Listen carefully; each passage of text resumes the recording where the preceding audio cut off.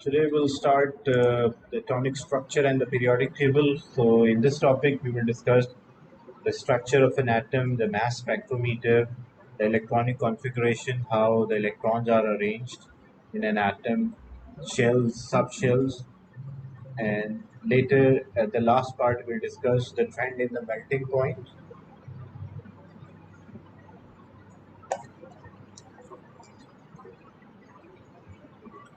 So in the first part, about the structure of an atom or atomic structure, we should know the subatomic particles. So what are the subatomic particles?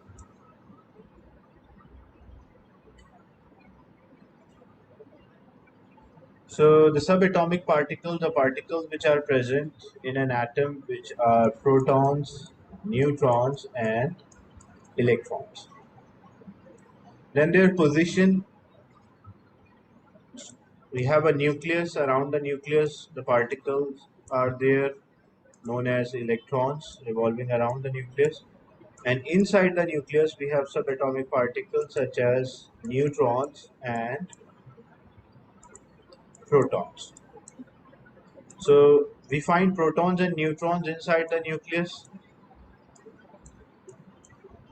where electrons are revolving around the nucleus. Then when we compare their relative mass and relative charge, so actual mass, like we have the mass of the proton. So mass of the proton is 1.6 into 10 to the power minus 27 kilogram. Mass of neutron is also 1.6 into 10 to the power minus 27 kilogram. And mass of electron, which is the lightest particle here, having a mass of 9.11 into 10 to the power minus 31 kilogram. These are the actual masses of proton, neutron, and electron. But when we take the simplest ratio, we divide by the value, each value by 1.6 into 10 to the power minus 27. So what we get? We get 1 here, we'll get 1, and here we'll get 1 divided by 1840. But they rounded off to 1800, but it is like 1840 or 1837, the actual value, but they rounded off to 1800. That's a relative mass or comparative mass. Because neutron and protons have the identical mass, that's why it is written 1 and 1. Electron is the lightest one, the ratio is 1 divided by 1800 or 1840. When we compare the relative charge, proton, which is positive, having a relative charge of 1.6 into 10 to the power minus 19 coulombs. Neutron is a neutral particle, does not have any charge, net charge, and electron is also having 1.6 into 10 to the power minus 19 coulombs. So when we divide by 1.6 into 10 to the power minus 19, this will come out as 1 or plus 1. The nature is positive.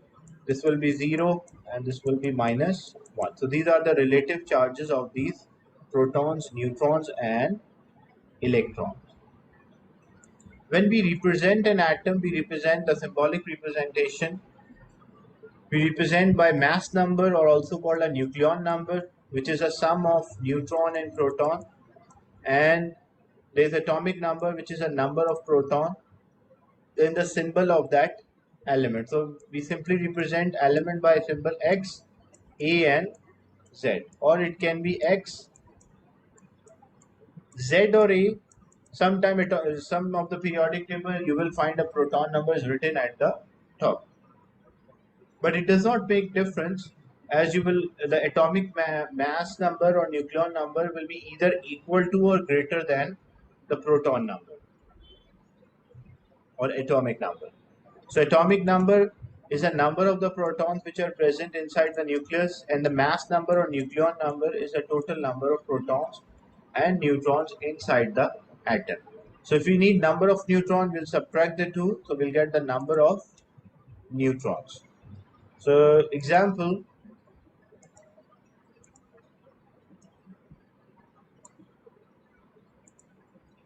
say we have beryllium, which is example 4 and 9. So what is A here? Atomic mass, A, or nucleon number basically, or the mass number. The higher number is a nucleon number, so nucleon number is 9. What is atomic number represented by Z? That's equal to 4. How many protons are there? Number of the protons, that is given by Z, so equal to 4. Number of neutrons, that is given by A minus Z, so that will be equal to 9 minus 4 equal to 5. And to get the number of electrons, because it's a neutral atom, does not have any net charge, so to be a neutral atom, the number of proton and number of electrons should be same. But if it's a negative charge, then electron number is higher, and if it is a positive charge, then proton number is higher. So in this case, because the neutral atom does not have any net charge, so the number of electron will be 4. Is it clear this part? How to work out the nucleon number, the atomic number, number of proton, neutron, and electrons?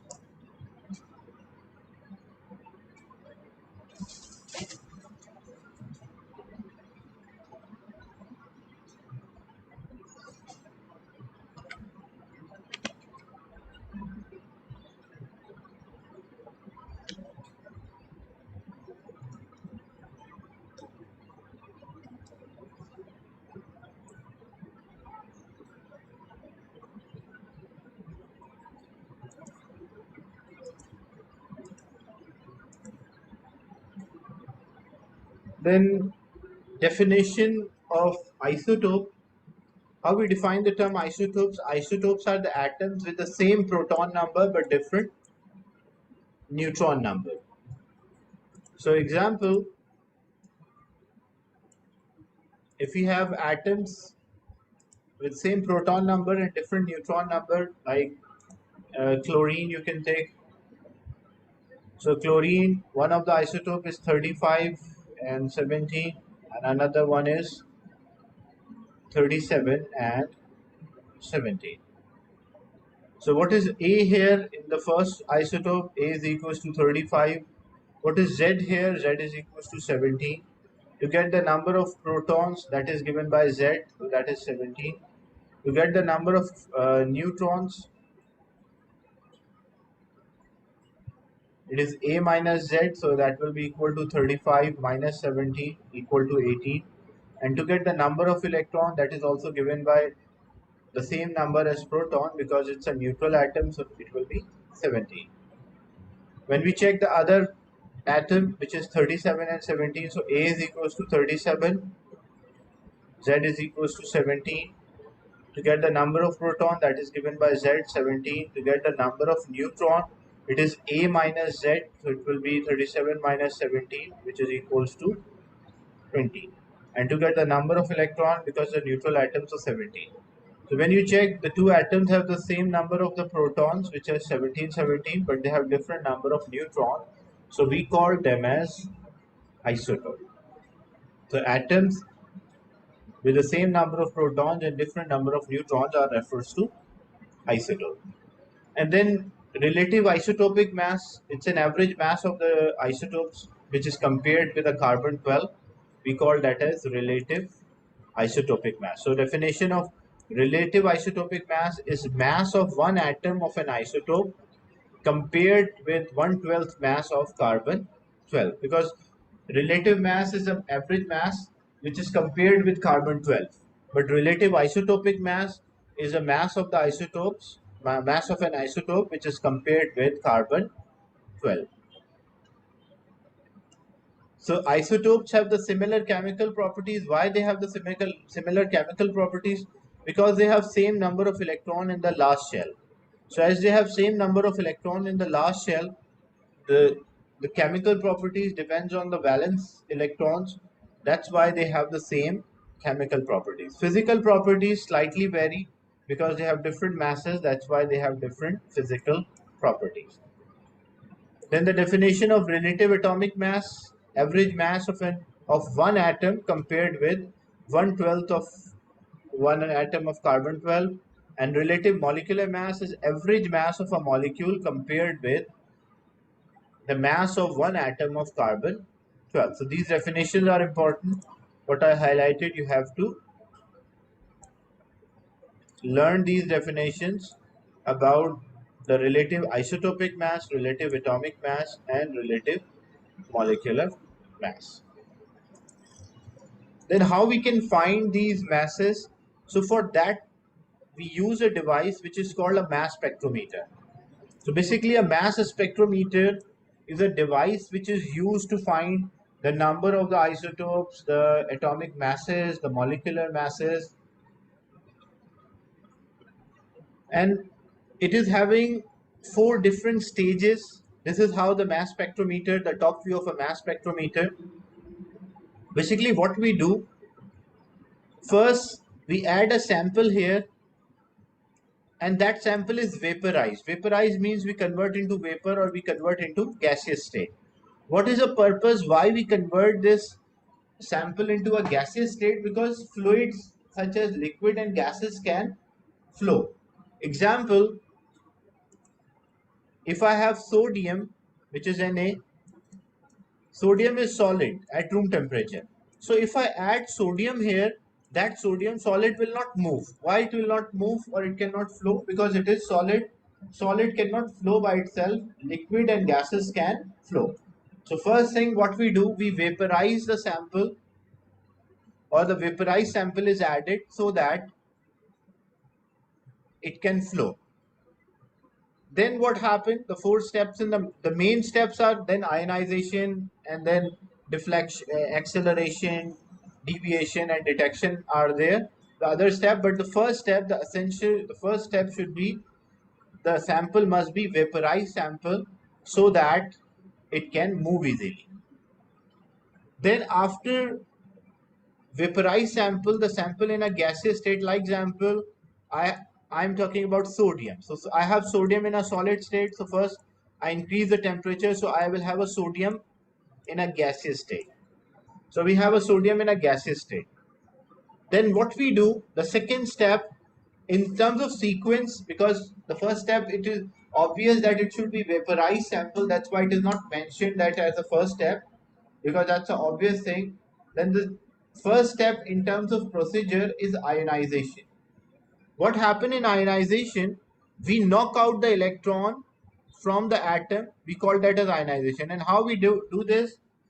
Like we have a example, we add a sodium atom here in a gaseous state. So we add sodium atom in a gaseous state. We target this sodium by a fast moving electron. So this fast moving electron will knock out the electron from the sodium atom, and what it will create a sodium positive ion, and it will have two electrons. Why two electrons? Because the electron we incident, and the other electron, the extra, because the one which we use for to target the sodium here, that is released, as well as the extra electron from the atom of sodium is released. That's why the total net will be two electrons released from this sodium. And how it is done? So the vaporized sample is injected at a low pressure. Then an electron guns fire the high energy electron. So this is the electron gun, and it will fire the high energy electrons.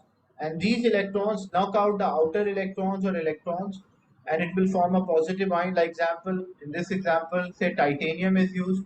So titanium is there, turned into titanium ion by loss of electron. But this is not the complete equation. The complete equation should be like titanium be targeted by electron, and it will turn into titanium ion, positive ion, and it gives two electrons, the one which we use and the one which is released.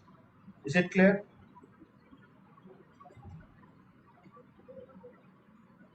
The first step, the ionization.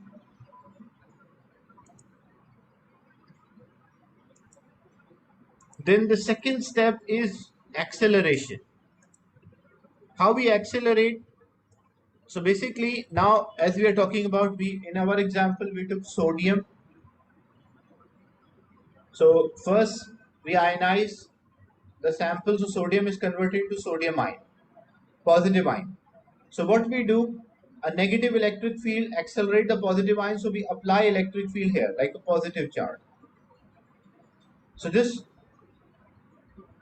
or example, because it's a positive charge, so we can apply a negative. So unlike charges attract each other, so this sodium ion is accelerated or speed up. So by using the electric field, a negative electric field, we accelerate the positive ion and make into a beam. How we make into a beam? Like in the first stage, it is producing lot of sodium ions. As we are using an electron gun to accelerate, but not all of the sodium ions are passing through this electric field. Only the sodium ions which are in the center, they are able to pass through in one line, so it will make a beam. The other particles are attracted towards the electrode and it is stopped by this electrode. So what we get as a result, we will get a beam of sodium ion which is coming out from the electric field. Is it clear, the second part, the acceleration?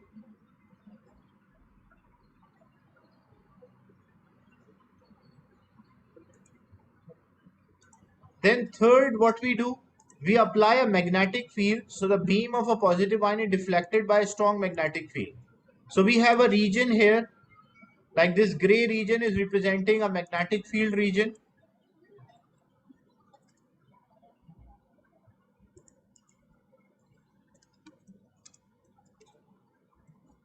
So as this gray region is representing a magnetic field, so it will deflect.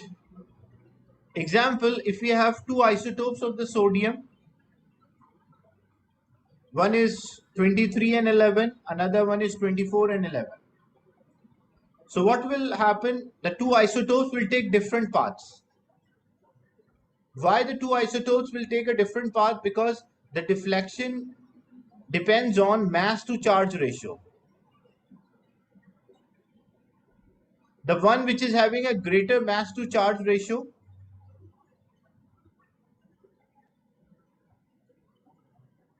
will have a small deflection, and the one which is having a smaller mass to charge ratio will have a greater deflection. So mass to charge ratio and deflection are basically inversely proportional. So what is the mass to charge ratio? Like example, we have two isotopes of the sodium, 11 and 23 with a charge 1 plus, and we have another 11 and 24 with a charge 1 plus. So what is the mass to charge ratio for this one? Mass is 23 and the charge is plus 1. So 23 divided by plus 1. So the mass to charge ratio is 23. What is the mass to charge ratio for the second one? The mass is 24 and the charge is plus 1. What we will get? We will get mass to charge ratio is 24. So which one deflect more? A mass to charge ratio 23 or 24?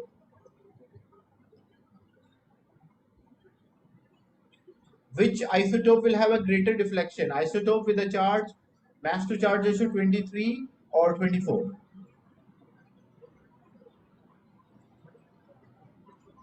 The mass to charge ratio and deflection are inversely proportional. Smaller mass to charge ratio, it will have greater deflection or deviation.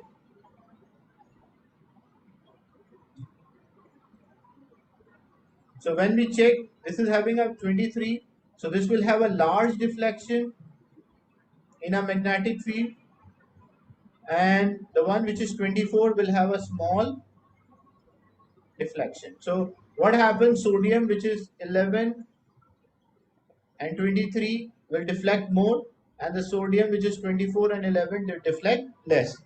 Then at the last part, what we have, is it clear, this part, the deflection?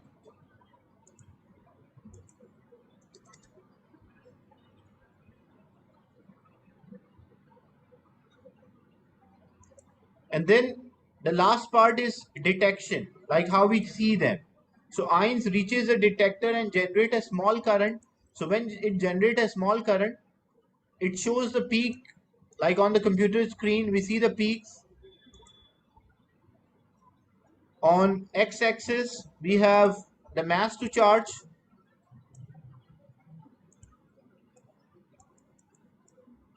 On y-axis, we have relative abundance or the percentage abundance. So example, the numbers are there. So this is 20, 22, 23, the mass to charge ratio 24, 25, and so on. And here the numbers are there like 50%, 100%.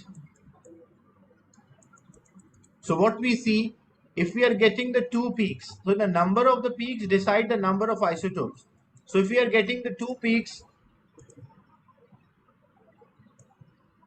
so what it shows we have two isotopes. And the number of the peaks here in a mass spectrum for an element representing the number of isotopes. When we have atom, like element in the atomic state, and we are getting two peaks, it means there are two isotopes. And the relative percentage on the y-axis, the one which is more will give a greater relative percentage, and the one which is less is giving a smaller relative percentage. So example, in this example, say this is 80%, so this one is 20%. So we are getting the two peaks. It shows that there are two isotopes and they have different relative percentage. Like one of the isotopes is higher than the other. Sometimes both isotopes are in the same ratio, so we'll have 50-50%. But sometimes we are getting one peak only. In a mass spectrum, the mass to charge ratio,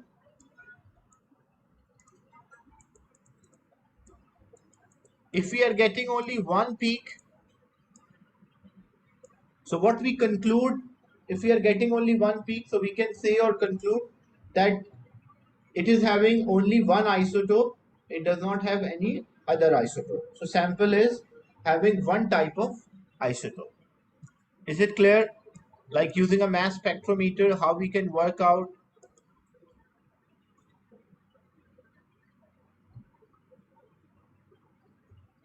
the number of the isotope. So you can see we have, first we vaporize the sample, then we accelerate the sample, then we deflect the sample. So the path of a heavy, this will be the path of the heavy and this will be the path of the lighter. Lighter one deflect more, heavy one will deflect less.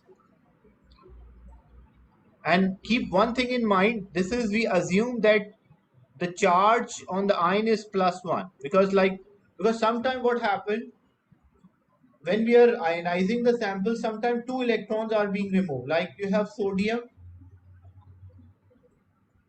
atom in a gaseous state, you target by the electron. So what is our assumption? Every time only one electron is removed from the gaseous state. But practically, it's what happens sometime when we target this sodium, example in this case sodium by an electron, sometimes two electrons are removed.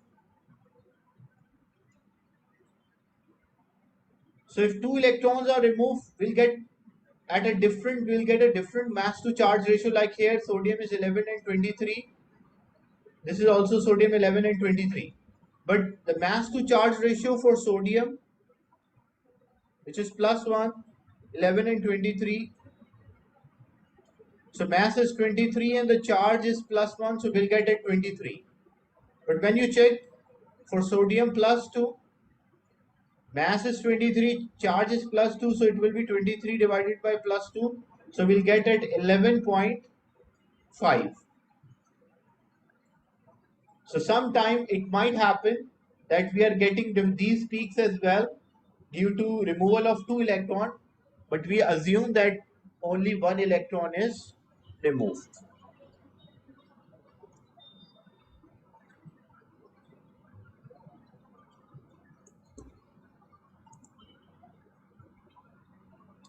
So example, this is a relative atomic mass of, this is a mass spectrum, the result of a mass spectrum of magnesium. So where we are getting a peak, we are getting a peak at 24. we are getting a peak at 25, and we are getting a peak at 26. And what is our assumption here? All the cases we assume that only one electron is being removed. Then the percentage of each isotope, the percentage of 24, magnesium 24 is 78.7, 25 is 10.13, and 26 is 11.7. How we can find the relative atomic mass by using the isotopes? The formula to calculate the relative atomic mass, the percentage of isotope multiplied by its abundance. Percentage abundance multiplied by its mass. So what is the mass? First, it is 24, so we write 24. And what is the percentage? 78.7, so 78.7. What about the second one? It is 25, and the percentage is 10.13. And the third one, 26, divided by percentage is 11.17. And then that total is divided by 100, because the total percentage is 100. So we'll get as 24.3. So 24.3 gram per mole is the relative atomic mass of this magnesium sample. Is it clear how we can work out using the percentage abundance, how we can work out percentage abundance and mass to charge, how we can work out the relative atomic mass?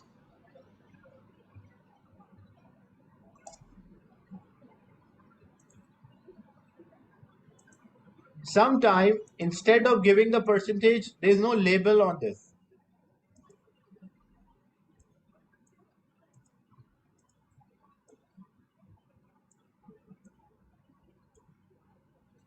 So sometimes the percentage is not given to you.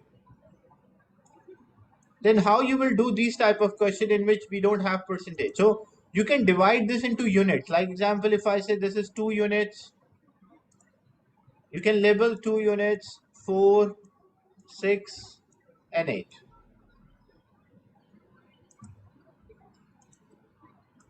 So how we do this one? The first one is 24 multiply by what? How many units are there? It is between like 6 and 8. I'm assuming it is between 6 and 8, so it is 7 plus 25 is approximately 1 unit plus 26 is approximately 1 unit. Then that divided by the sum of the units. So what are the sum of the unit? This was 7 unit, this is 1, and this is 1. So total sum will be 9. So 25 into 7. Basically, we are taking the ratio here. Plus 25 into 1 plus 26 into 1 divided by 9. So we will also get the relative atomic mass. So if in the question the percentage abundance is not given, you can use this technique as well. Or what else you can use? You can also use the measurements. You can use a ruler here. You can use your scale and you can measure these heights to work out the relative atomic mass.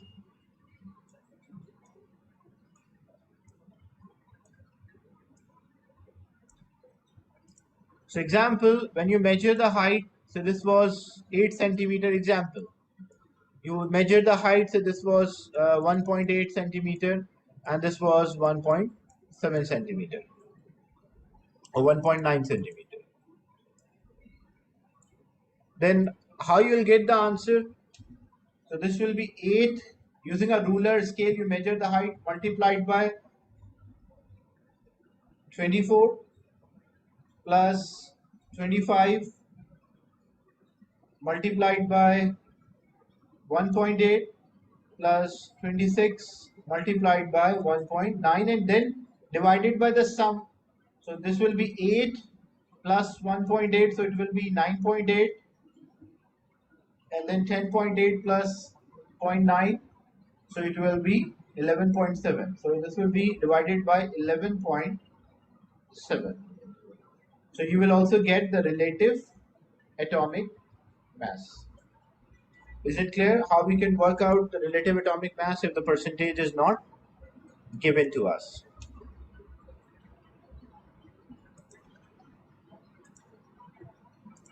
Then sometime you have molecules such as chlorine and bromine. So if you have a molecule such as chlorine and bromine,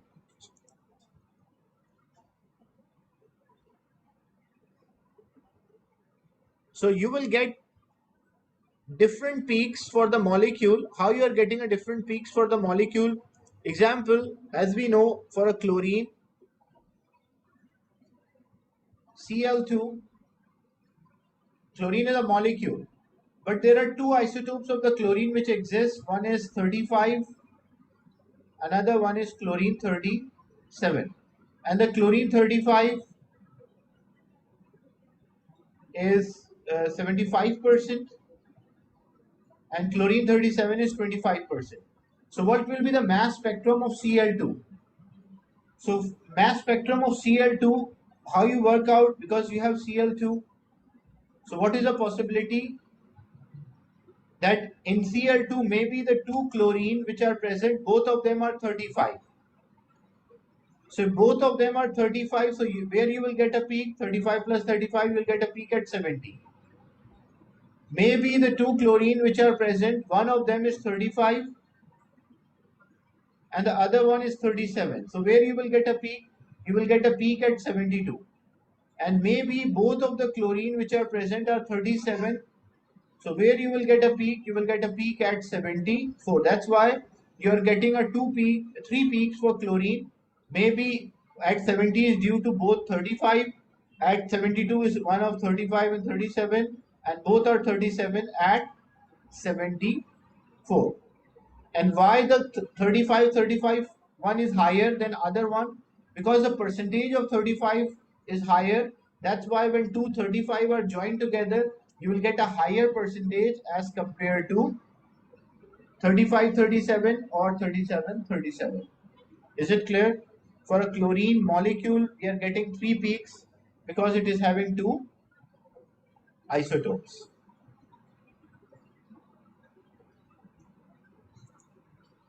Same way for bromine. For bromine, there are two isotopes. One is 79, another one is 81. So if we are talking about bromine molecule, so what are the possibility? Because we know in bromine molecule, maybe both of them are 79, maybe one is 79, another one is 81, and maybe both of them are 81.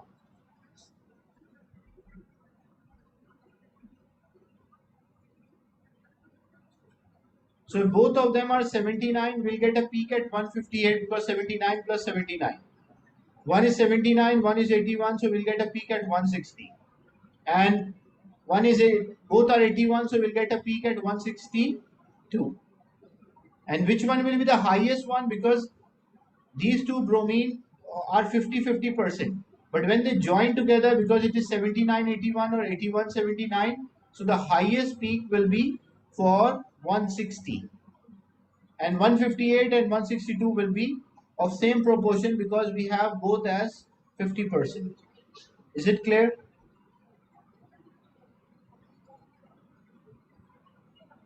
So why we are getting three peaks for bromine and three peaks for chlorine?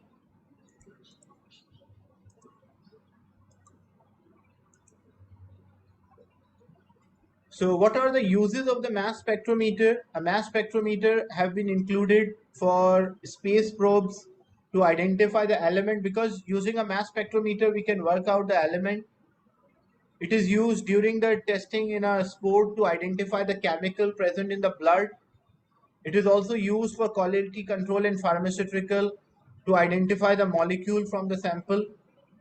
And it is also used for radioactive dating for determining the ages of the fossil or human remains.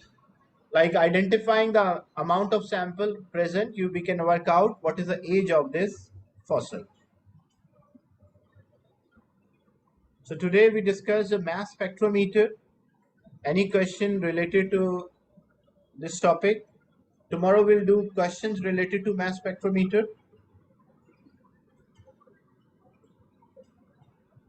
So you will have a better understanding of the topic. Any question related to the class today?